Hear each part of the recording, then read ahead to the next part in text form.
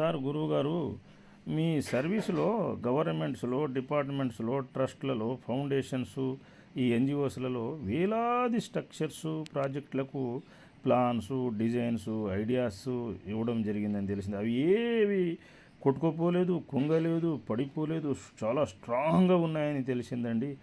మరి దీనికి మీ సమాధానము? మరియు ఇంకో క్వశ్చన్ ఏమిటంటే, ఏదో కొత్త టెక్నాలజీ ఉందండి, కొత్త మెషిన్స్ ఉన్నాయి సార్ దగ్గర అని అంటుంటారు. మరి ఏదో అవి కాస్త వివరిస్తే మాకు కూడా కాస్త ఐడియా వస్తుంది, నేర్చుకుంటాం అనేది మన engineers, staff, agencies, public questions వివిధ క్యాంప్స్లో అడిగి ఉన్నారు. దీనికి ఆన్సర్ ఏమిటంటే, మీరు అనుకున్నట్టు ఏ కొత్త టెక్నాలజీ లేదండి, మాయా మంత్రం లేదండి. ఇంజనీరింగ్ సైన్స్ మీద గ్రిప్ ఉండాలి, మొరాలిటీ ఉండాలి, డెడికేషన్ ఉండాలి. నా తపన ఎప్పుడు ఏమిటంటే qualitative, quantitative, purposeful structures, works, projects ఉండాలని కోరుకుంటాను.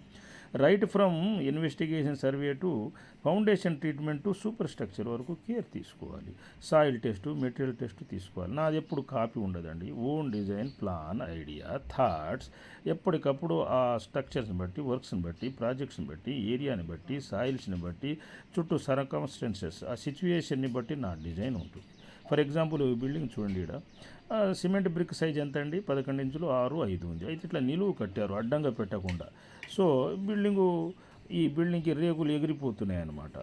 ఈ ప్రాబ్లం లేకుండా స్లాబ్ ఒకటి వేసుకుందాం అనేది డిజైన్ చేశాను.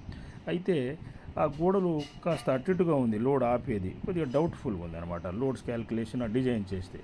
సో ఈ బ్రిక్ సపోర్ట్స్ కింది నుంచి స్ట్రాంగ్గా ప్రతి కార్నర్కి ప్రపోజ్ చేసి కట్టడం జరిగింది. దీనివల్ల బిల్డింగ్ స్ట్రాంగ్ ఉంటుంది, డ్యూరబుల్గా ఉంటుంది, ఏ భయం ఉండదు.